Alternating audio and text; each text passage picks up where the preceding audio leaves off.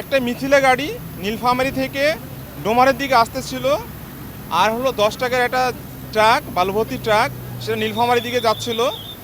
এই সামনে আপনারা জানেন যে একটা বাঘ আছে, মোচড় আছে, মোচড়ে টার্নিং করার সময় হয়তো নিয়ন্ত্রণ হারায় ফেলছে। নিয়ন্ত্রণ হারার কারণে মিথিলার সাথে বাড়ি খাইছে। ট্রাকটাও দেখছেন হচ্ছে ঘটনাস্থলে উল্টাই গেছে।